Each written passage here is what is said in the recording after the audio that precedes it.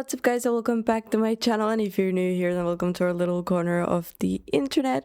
As you know, America just celebrated their 250th birthday, and I am not ready to let go of this moment because it was the first time that I got to kind of celebrate with you guys. I got to see what you guys were up to, and so I found this video titled US Celebrates 250 Years of Independence from BBC News, and I'm guessing this is going to show kind of like more of the nighttime celebration, which I didn't really see. I saw some of the fireworks you guys sent me, but not really, you know, what was going on in general. So I'm excited to see what this video is about. Let's dive into it. President Trump has said the American dream is back in a major speech to mark the 250th anniversary of US independence.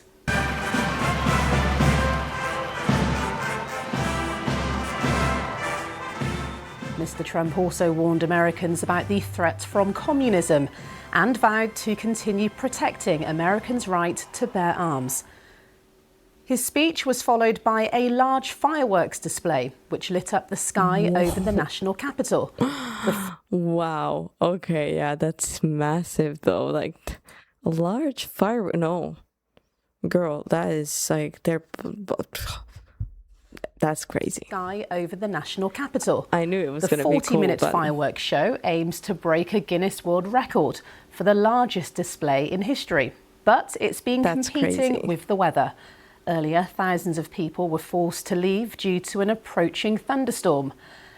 And there were chaotic scenes as security forces attempted to regain control on the National Mall in Washington after some people attending the event refused to leave following an evacuation order. Oh, wow. But despite the extreme weather in the US, the last few days has seen parades, concerts, and lots of red, white and blue as the country celebrates its birthday. Wow. It was billed as a moment of unity. See, this is incredible. I've never seen this ever. Like, no, like I don't know. Have I even been out on Independence Day? I live in Spain, so it's not the same, but this is just crazy, but it's so pretty. But it does come at a time of deep division in the country. Also, right next to the Statue of Liberty, it's so pretty. Of deep division in the country, with critics accusing President Trump of politicizing the celebrations. President Trump has said the American dream is back during a speech in Washington to mark the 250th anniversary of US independence. The event was heavily delayed due to rising temperatures as well as thunderstorms. Our North America correspondent Howell Griffith has more. I heard that there was like a sudden storm in many places, which no one was expecting, but on a landmark birthday, a monumental celebration. All choreographed to show the strength of a nation by land, by sea, and by air. Except a heat wave across multiple states made heavy weather of the birthday plans. In Washington, they sweltered under the sun to get in. All guests must seek shelter Before being evacuated in fear of a storm. Even so, it didn't dampen the mood. I'm burning up right now, but, you know, we're dealing with it. We're all struggling, but anyway. Hotter than heck. Just drinking lots of water, lots of tank tops or vests, as you guys say. Trying to stay as cool as I can be. It is incredible. I mean, there's nothing like being American. I love our country. It's the greatest country in the world, and so it's just an honor and incredible to be here. And seeing all the other patriotic people coming out here it's a real blessing. wow. Okay, these flyovers are insane though. Did you guys see the 3 different planes with the B-2?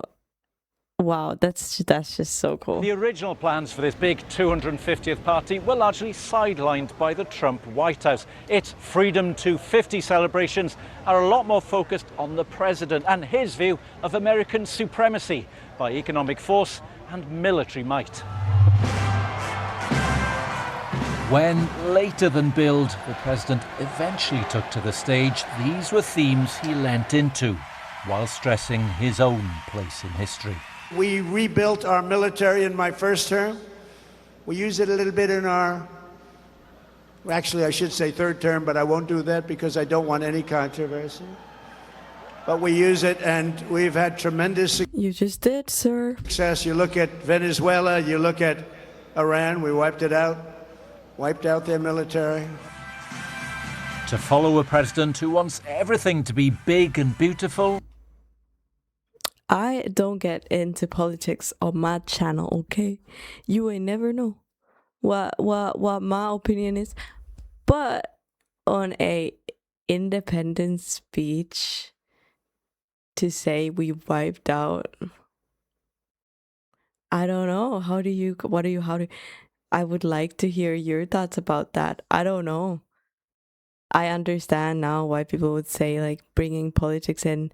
I just feel like that maybe is not what the day is about exactly, if that makes sense.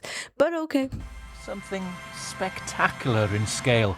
A fireworks show billed as the largest ever on the planet, celebrating a nation that projects itself as the world's dominant force. Howard Griffith, BBC News, Washington. Wow. Our correspondent Rich Preston was at the National Mall in Washington following events. The message throughout was this is delayed, not cancelled. So what you ended up having then was lots of people milling around on the streets and the buildings around the National Mall just waiting because they wanted to come back in. Now many people did obviously leave, but that 155,000, according to Mr. Trump, remained in place. Eventually the message came that the gates were going to be opened at 9:45 Eastern Time. That prompted a rush for the security checkpoints. You then, of course, had the big problem of scanning people back in. This is a secure area we're in now. Everyone had to go through metal detectors again, bag searches, just to get back into the venue. President Trump then eventually took to the stage at 11 p.m. and they do a whole metal detection thing and everything to get in like an event like that. That makes sense though, but spoke for around 30 minutes or so. There was a mix of history. There was a mix of... I mean, the president is there. Am I stupid? I might be stupid. Patriotism. I'm a bit slow. And there was, of course, also, because it's President Trump, the politics in there, the political messaging. And that report was from Rich Preston. While people have travelled far and wide to gather at the National Mall for these celebrations in the capital, this is what some of them had to say a little earlier. So I'm thrilled. It's our 250th Independence Day. I can't think of a better place to spend it than DC. Being able to, see all of the different monuments to the different accomplishments throughout our 250 years of history. Feeling great. I mean, I think the event and what it means to our country, it inspires you. This is experiencing a little heat's a lot less than what a lot of people sacrifice to give us this freedom in this awesome country. So even though it's been hot and they've canceled the parade and stuff like that, the excitement of being able to be in the presence of the President of the United States and hear him give celebration to our nation is just, it's very moving and it's powerful. I get chills even thinking about it. And President Trump was not the only person speaking about America. His Vice President, J.D. Vance, used the occasion to lambast people who focus on the country's imperfections rather than its achievements. Take a listen. All of us are celebrating, but you will hear a couple small but loud voices today speak obsessively not of our national greatness, but of our national imperfections. They will speak of the powerless and the dispossessed. They will tell you that America is just another country where the weak struggle against the strong. And if they acknowledge that there is anything to be proud of in our history, they'll say it's the fact that sometimes the powerless have won a zero-sum battle. J.D. Vance there. While Scott Farris is a presidential historian, I asked him whether the disruptions that occurred ahead of Donald Trump's speech and the fireworks display overshadowed the event. I don't think it overshadowed it. I mean, obviously, it's going to be one of the big stories that it was delayed by the severe weather. And in fact, the eastern part of the United States has been under hot weather, and the western United States has been in a very much dry spell, which has made fireworks very dangerous. But I think that it occurred pretty much as people would have expected. The president gave a speech that's pretty typical for him. It's a little different than what past presidents have done.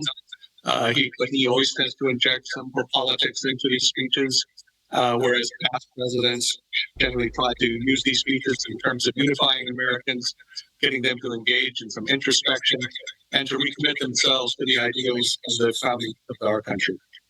See, that's what I meant a little bit. Like, I feel like this speech should be more about that than anything else, since, you know, something that's happening right now does not represent America as a whole, or the whole 250 years of America. Does that make sense?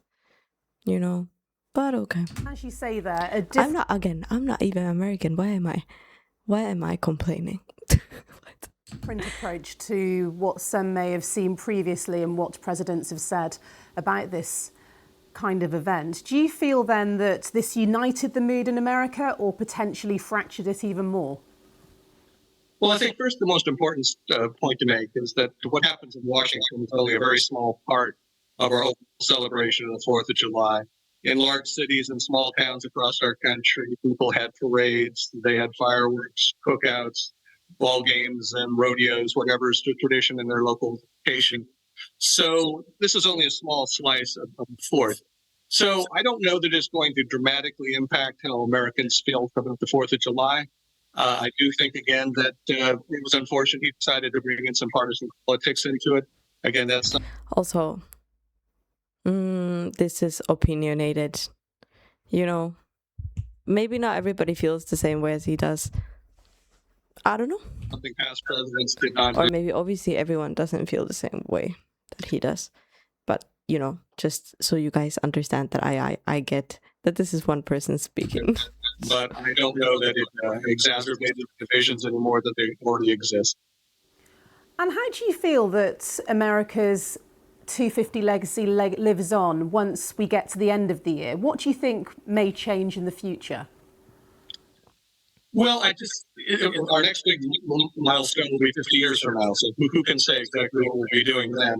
But I think that one of the things that happened, I imagine they're going to try to avoid in the future, is that there was the commemoration organization, America 250, that was established by Congress.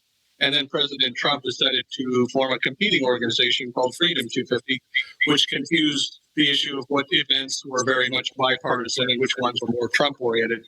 So I think there'll be some steps made to avoid that in the future. There's probably not the sense of joy that we had in our bicentennial in 1976. I think that was a point where Gerald Ford worked very hard to try to have a unifying message in the wake of Vietnam and Watergate. So I think future presidents will probably try to go back to that, and this will be sort of a unique chapter in American history. Yeah, I think so too. But that was an interesting video to watch. I mean, this only showed Washington. I would have loved to see all the different states and how they celebrated, especially the rodeos. I don't know what it is with me and rodeos recently, but I just enjoy watching them.